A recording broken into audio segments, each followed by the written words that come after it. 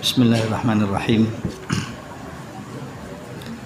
Alhamdulillahirabbil alamin wassalatu wassalamu ala asyrafil anbiya'i wal mursalin Muhammad ibn Abdullah wa ala alihi wa ashabihi ajma'in.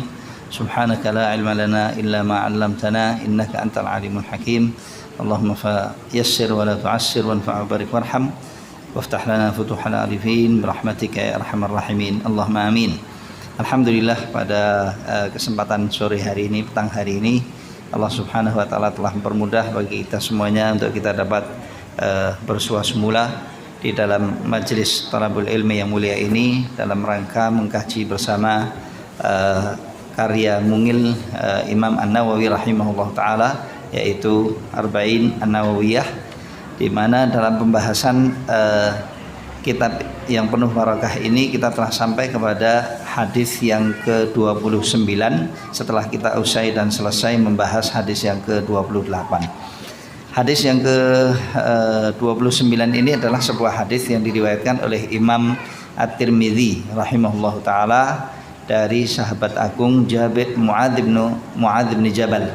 Mu'adz bin Jabal radhiyallahu taala anhu wa ardahu. Dia mengatakan, qultu ya Rasulullah akhbirni bi'amalin yudkhilunil jannah wa yuba'iduni 'anin nar.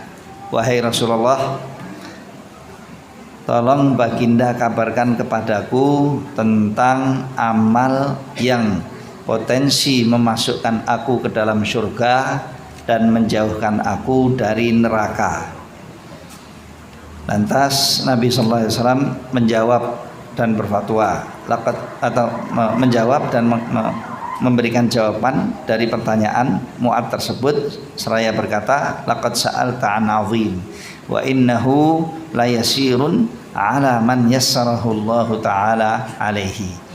Engkau telah bertanya tentang suatu pertanyaan yang agung, besar, sulit, tetapi hal tersebut akan dipermudah oleh Allah bagi siapa yang dikehendakinya. Tetapi hal yang besar, agung dan sulit itu akan dipermudah oleh Allah bagi orang-orang yang dikehendakinya, orang tertentu. Lalu Rasulullah SAW menjawab pertanyaan tersebut. Satu, ta'budullaha la tusyriku bihi syai'a. Hendaknya engkau beribadah kepada Allah Subhanahu wa taala tanpa engkau menyekutukan Allah Subhanahu wa taala dengan satu sekutu apapun juga. Maksudnya beribadah kepada Allah Subhanahu wa taala murni dengan kehendak dan keinginan dan maksud untuk mencari ridha Allah Subhanahu wa taala sesuai dengan ajaran dan aturan dan ketetapan yang ditetapkan oleh Allah di dalam kitab sucinya maupun diajarkan oleh baginda Nabi Muhammad SAW di dalam sunnah-sunnahnya. Yang kedua, wa tuqimus shalah, dan engkau hendaknya menegakkan salat. Engkau hendaknya menegakkan salat. Tentu arti menegakkan salat Anda semua sudah paham. Bukan artinya hanya melaksanakan, tetapi berusaha dan berupaya maksimal agar salatnya itu sempurna dengan mendatangkan rukun-rukunnya, kewajibannya, sunnah-sunnahnya, dipenuhi khusyuknya dari awal salat hingga akhir salat, meskipun dalam salat itu terjadi kekurangan-kekurangan dan sedikit banyak kesalahan-kesalahan yang tidak merubah dari esensi salat itu sendiri, dari asli salat itu sendiri. Wa tu'tiyaz zakah. Yang ketiga, hendaknya engkau menunaikan zakat. Dan yang keempat, wa tasumu Ramadan, dan hendaknya kamu melaksanakan saum dan puasa pada bulan Ramadan, wa tahujjal bait, dan engkau melaksanakan haji ke Baitullah. Lima ini adalah rukun Islam sebagaimana yang telah kita ketahui. Maknanya, siapa yang menjalankan dan menunaikan rukun Islam ini dengan baik dan dijaga dari kewajiban-kewajiban syar'iyah, maka dia masuk surga dan dia dijauhkan dari neraka. Dijauhkan dari neraka. Itu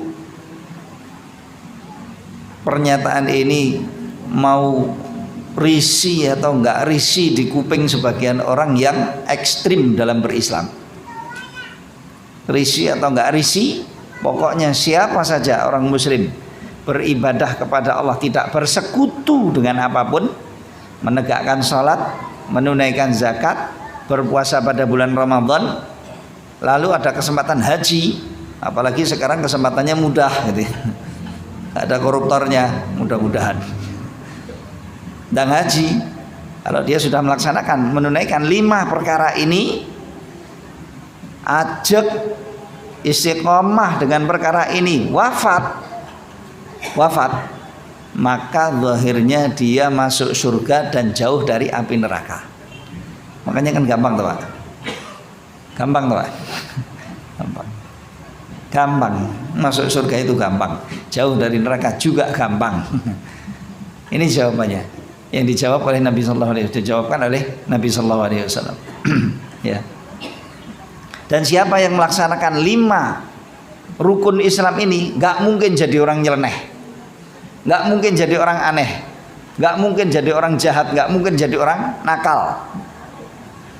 Tolong perhatikan baik-baik loh ya. Beribadah kepada Allah, tidak menyekutukan Allah dengan suatu apapun, blas tidak menyekutukan Allah. Menegakkan salat, bukan salat seperti pitik natoli jagung, ini yang fardu.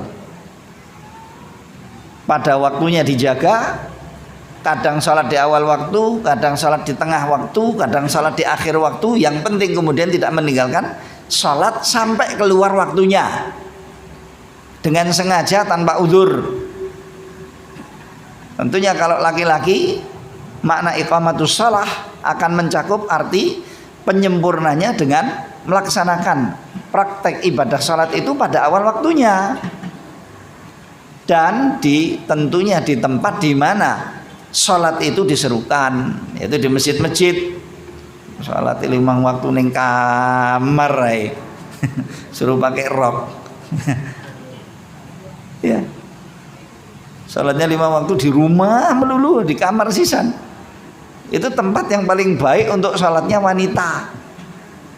Tempat yang paling baik untuk salatnya wanita sesuai dengan ajaran dan tuntunan sunnah Nabi kita Muhammad SAW. Kalau laki-laki ya di sini. Dan siapapun di antara kita kaum muslimin yang mendengar hayya 'alas shalah, hayya 'alal falah pada 5 kali dalam satu hari, kemudian dia memenuhi panggilan tersebut, bila mana nantinya ada seruan gantinya hayya 'alas shalah tetapi hayya 'alal jihad, bukan lagi hayya 'alas shalah, mari kita salat, tetapi mari kita berjihad di jalan Allah Subhanahu wa taala, itu enggak pakai mundur-mundur. Kalau sudah dipanggil hayya 'alas shalah ratau hadir, absen terus, gitu bilang hayya 'alal jihad. Alah. Ya mungkin bisa jadi dia jihad, tapi nanti kemudian ada kesalahan-kesalahan, ada bolong-bolong, ada macam-macamnya, nggak murni lagi nih. Bukan kemudian artinya kalau mau jihad harus beres sholatnya semuanya, tidak ya. Kalau sudah ada kewajiban jihad maka harus dijalankan, ditunaikan. Tsumma qala, lalu Rasulullah SAW berkata, ala adulluka ala abwabil khairi, wahai Mu'adz, maukah kamu untuk kutunjukkan kepadamu pintu-pintu kebaikan? Diberi petunjuk oleh Nabi SAW tentang pintu-pintu kebaikan, tidak bertanya tetapi malah ditawari oleh Rasulullah, mau nggak saya kabari? Nggak dikabari pun kita cari-cari kepada Nabi SAW dan bertanya kepada Rasulullah SAW akan hal itu. Ini ditawarkan, mau atau enggak? Gitu. Kemudian beliau menjawab mengatakan, as-shaumu junnah was-sadaqatu tudfi'ul khati'ah kama yudfi'ul ma'u an-nar. Puasa adalah tameng, ya, singkat padat. Puasa adalah tameng. Puasa apa? Mutlak. Baik puasa yang fardu ataupun puasa yang sunnah. Rasulullah mengatakan di sini puasa adalah tameng, nanti keterangannya. Kemudian sedekah, dan sedekah memadamkan dosa-dosa, panasnya kesalahan dan dosa sebagaimana api memadamkan sebagaimana air mampu untuk memadamkan api. Mampu untuk memadamkan api. Ayo, ini pintu kebaikan bagi siapa yang selama ini masih terus-terusan ketipu dengan kejelekan. Kejelekan itu perkara-perkara yang mungkar secara syar'i dan dosa-dosa. Siapa yang masih ketanan dosa, siapa yang masih kecanduan dengan dosa, maka ini jalan keluarnya, sedekah. Kemudian yang berikutnya Rasulullah SAW menyebut, dan salatnya wa salatul rajuli fi jawfil laili, dan salatnya seseorang muslim di tengah-tengah malam. Salatnya seorang muslim pada waktu malam, tentunya bukan salat maghrib dan bukan salat isya, tetapi ia adalah salat-salat yang dilaksanakan oleh seorang muslim, ditegakkan oleh seorang muslim setelah itu sebelum subuh, setelah isya sebelum subuh, qiyamul lail, salat malam. Kata Nabi sallallahu alaihi wasallam, sebagaimana termasuk pintu-pintu kebaikan adalah salat malam, qiyamul lail. Jumlahnya berapa? Kalau mau sesuai dengan apa yang dilakukan oleh Nabi SAW adalah 11 rakaat ataupun 13 rakaat, atau kalau memang kuat mau melakukan 1001 rakaat ya nggak apa-apa. Caranya gimana? 2 rakaat, 2 rakaat, 2 rakaat, 2 rakaat, 2 rakaat sampai 100 kali berarti berapa? Oh, berarti sampai 500 kali ya. Baru dia 1000. Atau sebelum 1000 ditutup dengan witir 3 rakaat. Sebelum 100 ditutup dengan witir 3 rakaat umpamanya. Itu juga termasuk sunnahnya Nabi SAW, karena beliau ketika ditanyai bagaimana praktek pelaksanaan sholat malam, kata beliau, sholat malam itu mathna, 2 rakaat, 2 rakaat. Jadi mau 2 rakaat, 2 rakaat dengan jumlah yang banyak, monggo. Mereka yang qiyamul lail di Ramadan atau tarawih 23 rakaat ya benar, ataupun yang qiyamul lail dan tarawihnya pada Ramadan 11 ataupun 13 rakaat juga benar. Lebih dari itu juga nggak apa-apa. Ya. Salatnya seseorang pada pertengahan malam, ya, pertengahan malam. Ini termasuk salah satu amal soleh, pintu kebaikan yang ditetapkan oleh Nabi Sallallahu Alaihi Wasallam, sebagaimana firman Allah Subhanahu Wa Taala di dalam surat As-Sajdah, di mana Allah memuji orang-orang mukmin yang mempunyai kebiasaan tatajafa junubuhum anil madaji', sisi-sisi mereka, sisi-sisi punggung mereka yang digunakan untuk tidur, baik sisi kanan maupun kiri, tentunya sunnahnya adalah sisi sebelah kanannya punggung. Ketika kita tidur menghadap ke kanan, sisi-sisi punggung mereka ini jauh dari tempat-tempat tidur mereka. Artinya apa? Mereka tidak terus terlena tidur atau tidak banyak tidurnya. Tatajafa junubuhum anil madaji'. Gunanya apa? Yad'una rabbahum. Mereka pada malam-malam hari senantiasa terus-terusan berdoa kepada Tuhannya. Tentunya berdoa kepada Tuhannya yang dimaksud wallahu a'lam minimal dan paling tidak di dalam salat-salatnya dia berdoa dengan dasar dorongan takut karena kemurkaan Allah dan ancaman nerakanya, dan berharap ridha Allah dan surganya. Karena dia takut kemurkaan Allah dan takut nerakanya, maka dia qiyamul lail gitu loh Pak. Maka dia meninggalkan banyak tidur pada malam hari. Dan karena dia berharap ridhonya Allah dan berharap surganya Allah, dan dia tahu bahwasanya ridho dan surganya Allah itu bukan sesuatu yang murah, akibatnya dia membatasi tidur malamnya hanya dalam batas waktu yang sedikit sekali, minim sekali, lalu dia menyibukkan diri dengan qiyamul lail dan berdoa, senantiasa berdoa kepada Allah Subhanahu wa taala, ya. Dan mereka menginfakkan hartanya. Nah, ini wasaf dan sebutan Allah Subhanahu wa taala pada orang-orang yang mukmin dan yang saleh. Nah, ini semuanya diadakan oleh Allah Subhanahu wa taala sebagai balasan kebaikan bagi mereka untuk dimasukkan ke dalam surga. Tsumma qala, lalu setelah itu Nabi sallallahu alaihi wasallam bersabda, berkata, ala ukhbiruka bi ra'sil amri wa amudihi wa dhirwati sanamihi. Maukah kamu wahai Mu'adz untuk kuajarkan kepadamu dan kukabarkan kepadamu tentang kepala segala urusan, maksudnya adalah porosnya, pangkal dan porosnya segala urusan dalam hidup ini, apa yang terpenting dan tiang-tiangnya dan puncak tertingginya atau punuk tertingginya. Kemudian Mu'adz mengatakan, bala ya Rasulullah, ya Rasulullah, saya sangat ingin untuk Anda kabarkan kepada saya tentang hal itu. Qala, lalu Rasulullah SAW bersabda, ra'sul amril Islam,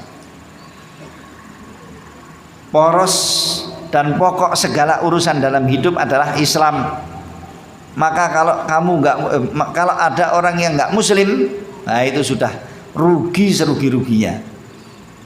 Dan siapapun yang mendapat taufik dari Allah untuk menjadi orang yang Muslim, lapang dadanya untuk Islam, kemudian dia menerima Islam, maka dia telah mendapatkan sesuatu karunia yang sangat agung.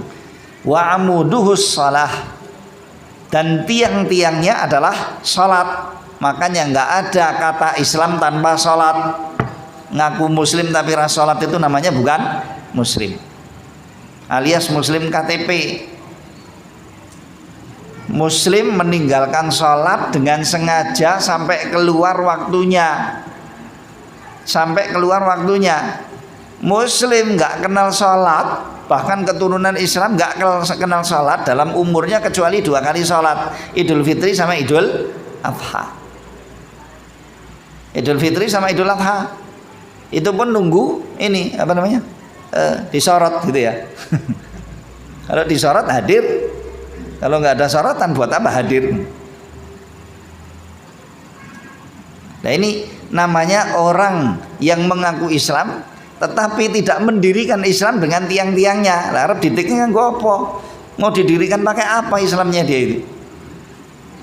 Wa dzirwatu sanamihi al-jihadu fi sabilillah. Sedangkan punuknya yang tertinggi, puncaknya yang tertinggi dan buah dari keislaman itu adalah jihad di jalan Allah Subhanahu wa taala. Kesediaan dia dan kemauan dia dan prakteknya dia dengan jihad di jalan Allah Subhanahu wa taala, baik dengan raganya dan jiwanya maupun dengan hartanya, syukur-syukur semua. Dengan raganya, dengan hartanya, dengan segalanya, dan tidak kembali dari medan jihad kecuali dengan namanya yang sudah punya julukan asyahid, syahid fulan.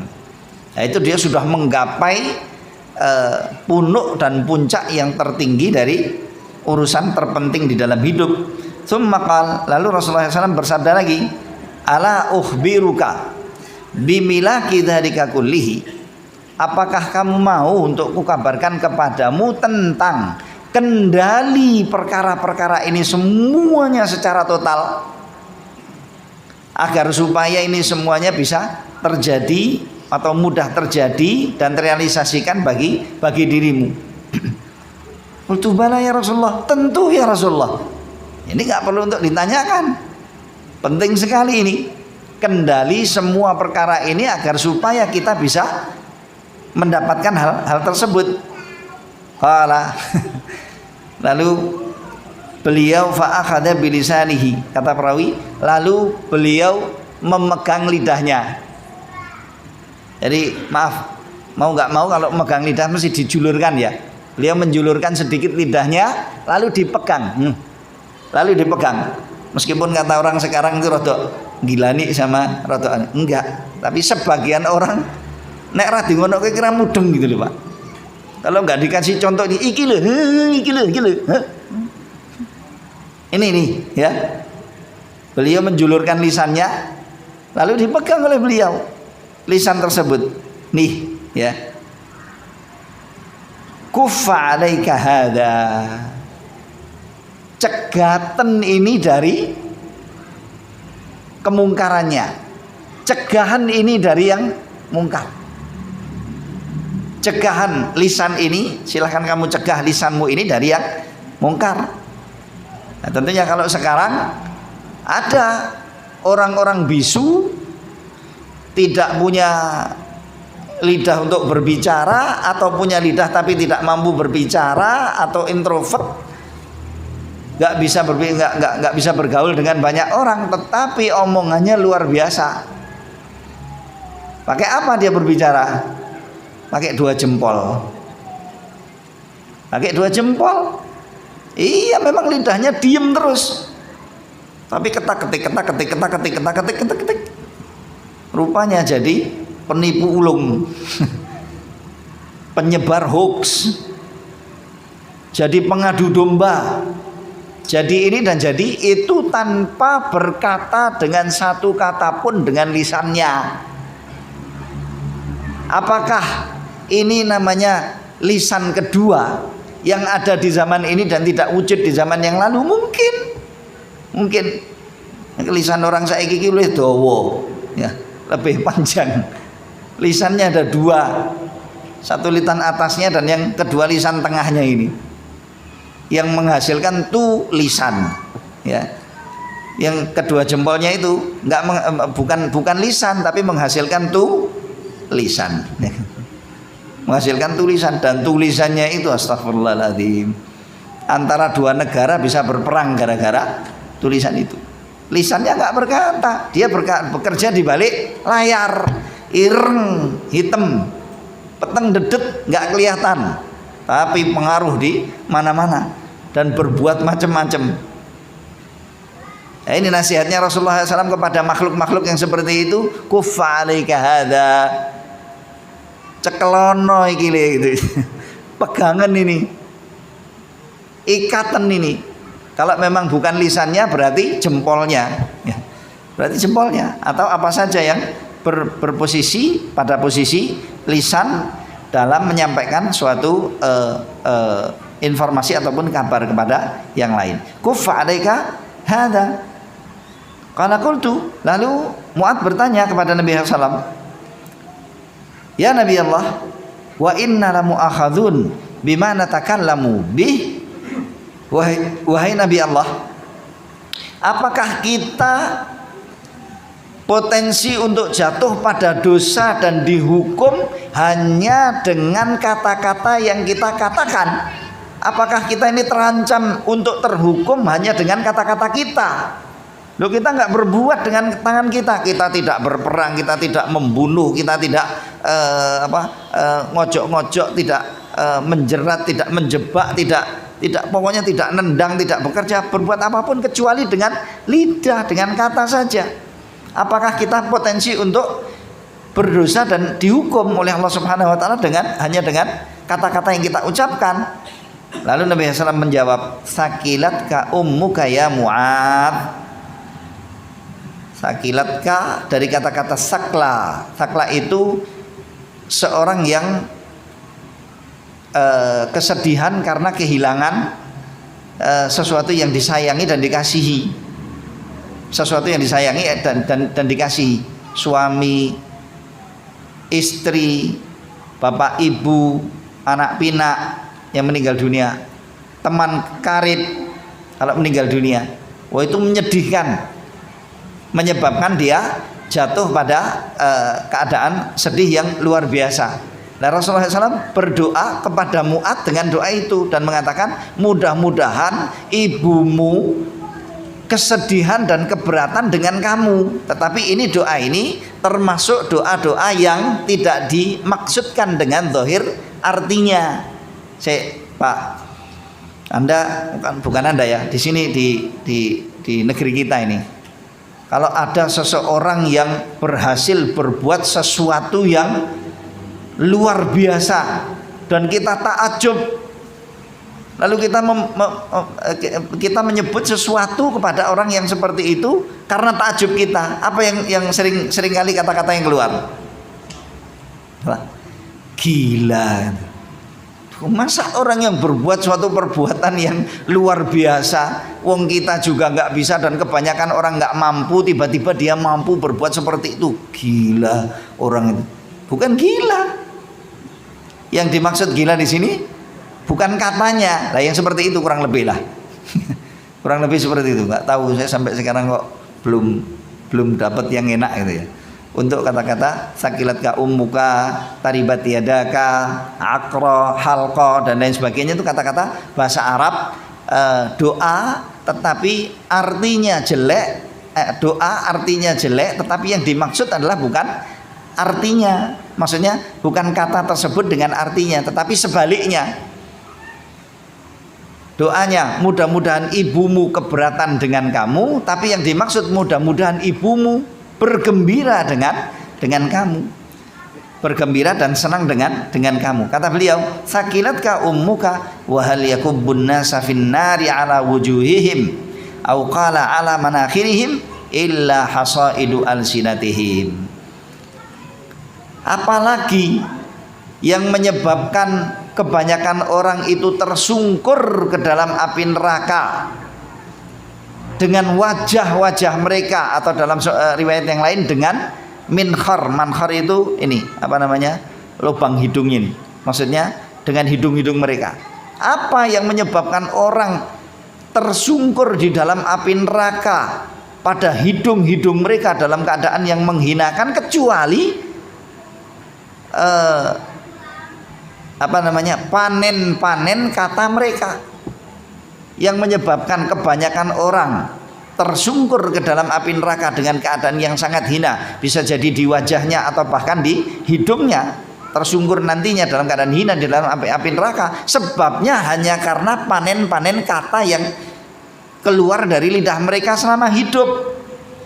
Dalam berkata dia mengatakan kata-kata kufri, kata-kata syirki, kata-kata munafik, kata-kata fasik, kata-kata dosa.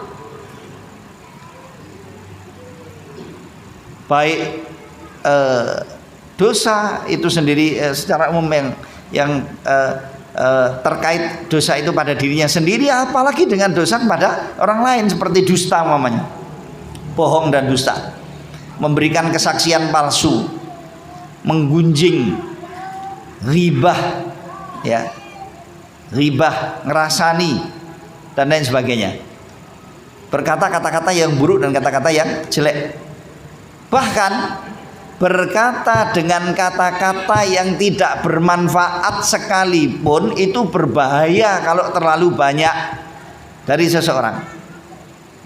Ini silahkan untuk ditakar sendiri ya masing-masing kita. Berkata kata-kata yang tidak bermanfaat, bukan dosa secara langsung, tidak, apalagi dosa zalim mengenai orang lain, tidak, tetapi kata-kata yang tidak bermanfaat, lahun. Karena masing-masing kita hidupnya di dunia ini bukan sia-sia.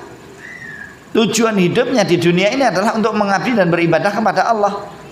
Nah, kok kemudian menggunakan fasilitas hidupnya untuk perkara yang sia-sia dan lahun, tidak bermanfaat, nah, itu potensi untuk mendatangkan dosa. Orang kalau sudah kebiasaan dengan lahun dan hal-hal yang tidak bermanfaat, akibatnya mungkin dia akan menggerus kesempatan-kesempatan perkara-perkara yang baik dan bermanfaat di akhirat, dari perkara-perkara yang hukumnya nafilah ataupun sunnah. Nyanyi umane Pak, nyanyi ya uripe, nyanyi ya esok nyanyi, awan nyanyi, sore nyanyi, wengi nyanyi, turu nyanyi, ngelindurnya itu sampai nyanyi terus. Iya. Dan nyanyinya itu, bernyanyinya itu bukan kata-kata yang umumnya, bukan kata-kata yang dosa, tapi pagi siang sore malam nyanyi terus. Nah dikira kapan?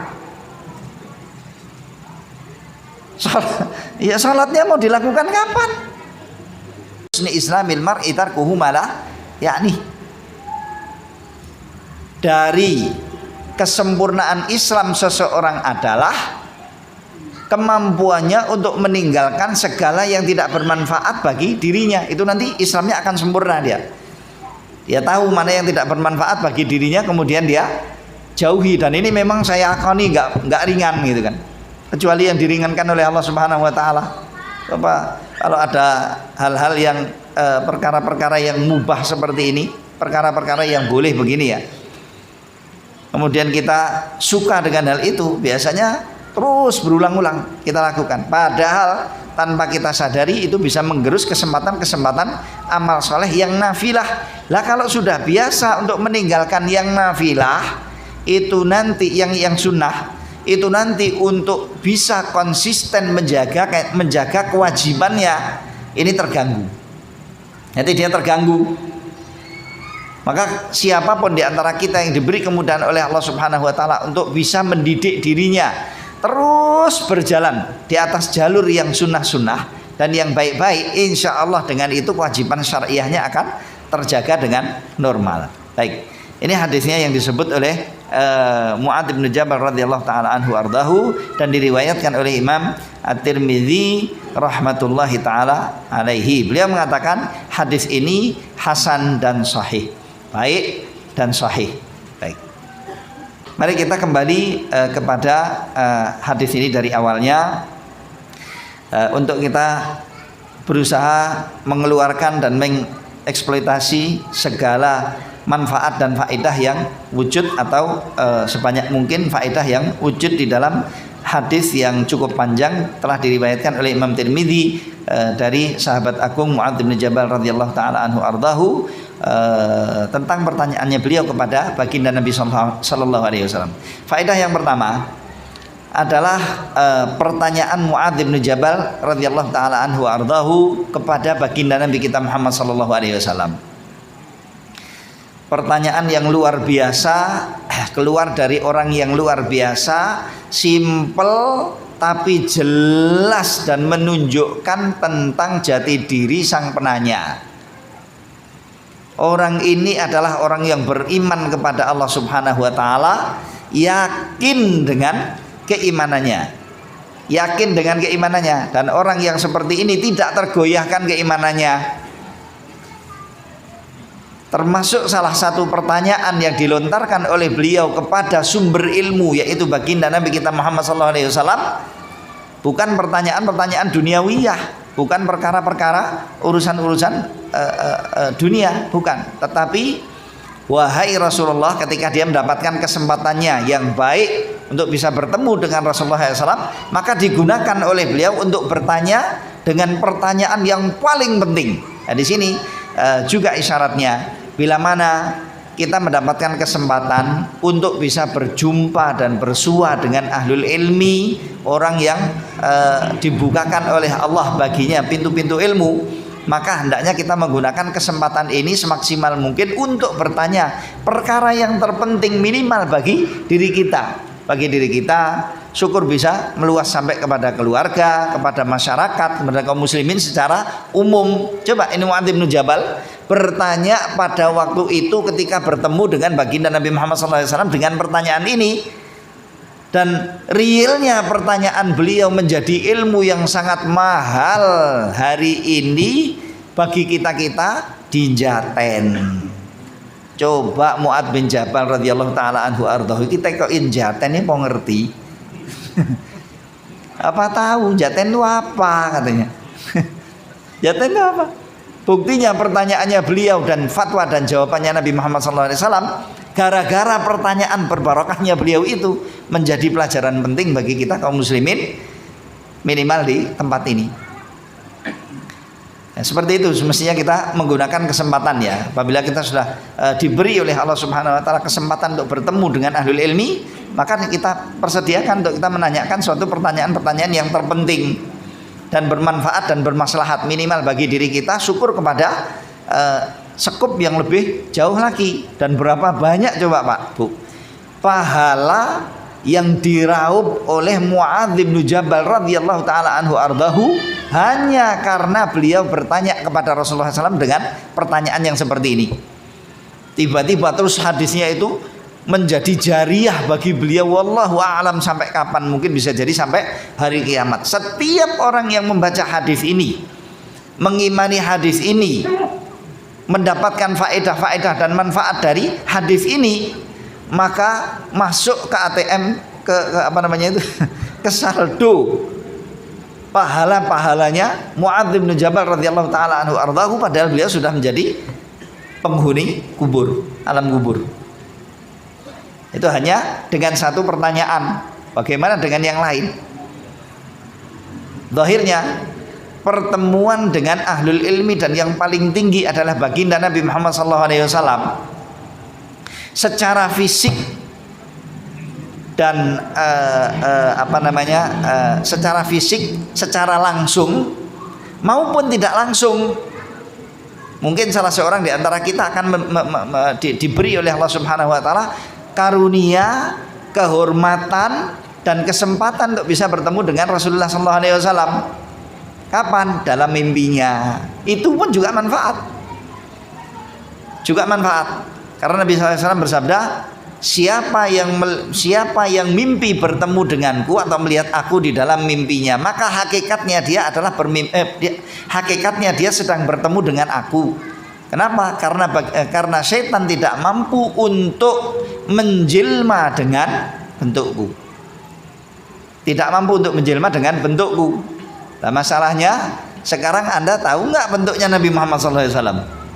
Tahu nggak sifat-sifat khalqinya, sifat-sifat ciptaan beliau, dari penampilannya, dari tampang rupanya, wajahnya dan lain sebagainya, dan semua sifat-sifat Nabi SAW. Begitu juga dengan sifat-sifat yang lain dari Nabi SAW, fisik maupun akhlaknya. Agar supaya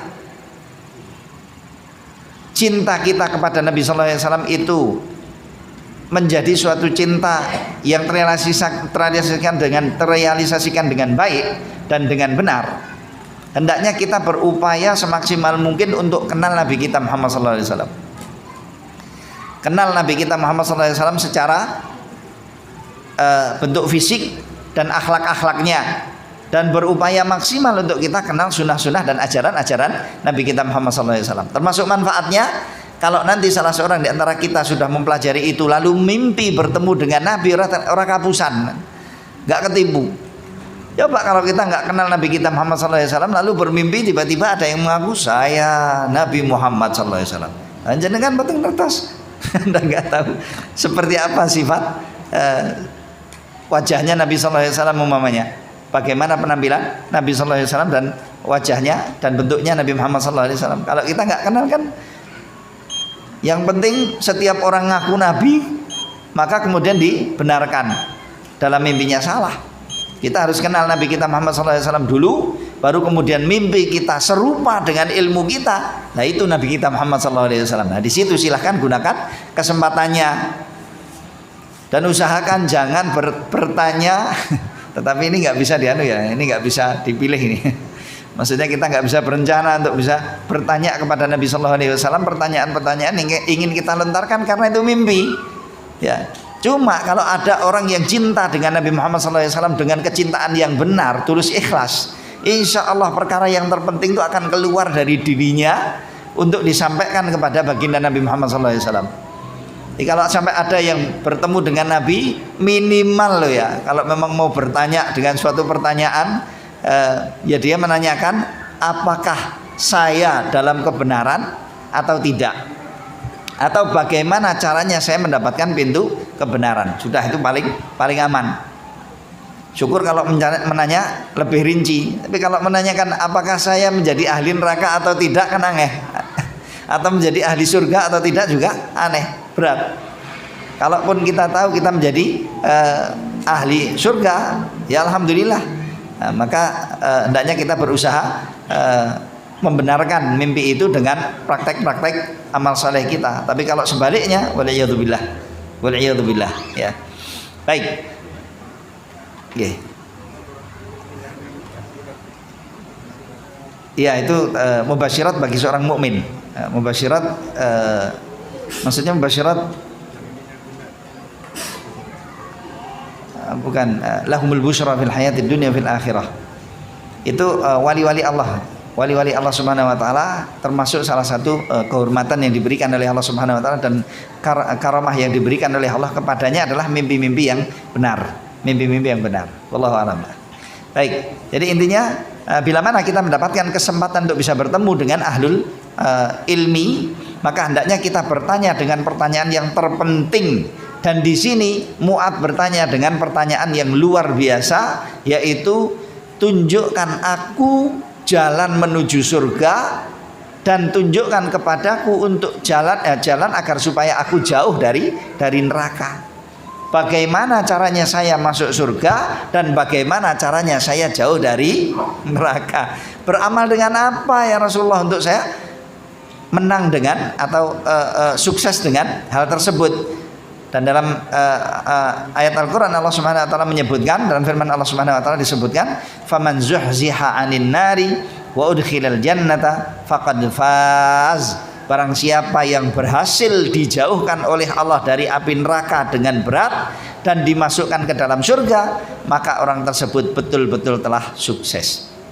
Betul-betul telah sukses. Maka yang ditanyakan oleh Mu'adz kepada Nabi sallallahu alaihi wasallam, Mu'adz bin Jabal radhiyallahu anhu, kepada Nabi SAW adalah kunci kesuksesan. Bagaimana caranya saya selamat dari neraka dan masuk ke dalam surga. Simple, pendek, dan menunjukkan jati dirinya Mu'adz bin Jabal bahwasanya beliau adalah orang mukmin dan bahwasanya beliau adalah orang yang bertakwa kepada Allah Subhanahu wa taala. Akibatnya itu yang keluar dari lisan beliau ketika beliau mendapati kesempatan untuk bisa bertemu dan berjumpa dan bersua dengan Nabi kita Muhammad sallallahu alaihi wasallam. Ya. Di sini menunjukkan hirs dan semangatnya sahabat-sahabat Nabi untuk menanyakan kepada Nabi sallallahu alaihi wasallam pertanyaan-pertanyaan yang terpenting. Tadi saya katakan minimal bagi dirinya sendiri dan batas maksimumnya ya sampai dikehendaki oleh Allah Subhanahu wa taala, siapapun bisa beristifadah mengambil manfaat dari pertanyaan tersebut. Nah, beliau bertanya kepada Nabi SAW dengan pertanyaan ini agar supaya menjadi kemudahan bagi beliau maupun orang lain untuk bisa menggapai kesuksesan masuk surga dan jauh dari api neraka. Yang rupanya masuk surga dan jauh dari api neraka itu sebetulnya besar dan berat dan sulit, tetapi akan dipermudah oleh Allah bagi orang-orang yang dikehendakinya, bagi siapapun yang dipermudah oleh Allah Subhanahu wa taala. Maka di sini isyaratnya hendaknya kita memohon kepada Allah Subhanahu wa taala, meminta kepada Allah Subhanahu wa taala agar mendapatkan taufik darinya, dari Allah Subhanahu wa taala untuk hal tersebut. Siapapun yang diberi taufik oleh Allah Subhanahu wa taala, maka dia akan dipermudah untuk meniti jalan surga dan akan dipermudah oleh Allah Subhanahu wa taala untuk menjauhkan diri dari kesalahan-kesalahan dan dosa-dosa yang bisa menyebabkan beliau kepada api neraka, menyebabkan dirinya kepada api neraka. Dan ini di tangan Allah Subhanahu wa taala. Meskipun setiap makhluk mukallaf itu punya kewajiban untuk beramal, untuk berusaha maksimal, ya. Baik, ini karena waktunya sudah habis, insya Allah kita sambung di pertemuan yang akan datang saja.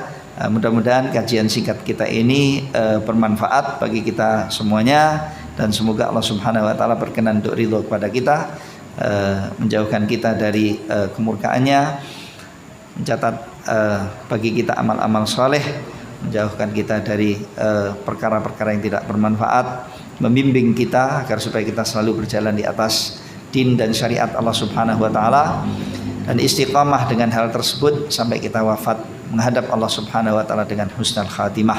Dan semoga Allah Subhanahu wa taala berkenan untuk menjadikan kita dari hamba-hamba Allah Subhanahu wa taala yang saleh pada diri kita sendiri dan muslih bagi yang lain, saleh baik bagi diri kita sendiri dan bermanfaat bagi orang-orang yang lain. Dan semoga Allah berkenan untuk menggunakan kita untuk maslahat-maslahat din Allah Subhanahu wa taala. Allahumma amin. Wa sallallahu ala nabiyina Muhammadin wa ala alihi wa sahbihi ajma'in. Wa akhiru da'wana alhamdulillahirabbil alamin. Mari kita tutup majlis ini dengan kafaratul majlis. Subhanakallahumma wa bihamdika asyhadu an la ilaha illa anta astaghfiruka wa atubu ilaik. Wassalamualaikum warahmatullahi wabarakatuh.